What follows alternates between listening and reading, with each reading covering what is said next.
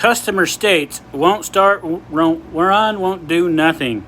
Granted, there is a little fuel leak, but you know, it makes a huge difference when you put gas in it and on the third pull it starts right up.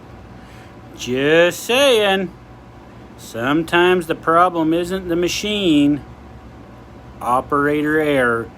It does have a bowl gasket leak right there, hence why I got the fuel line clamps.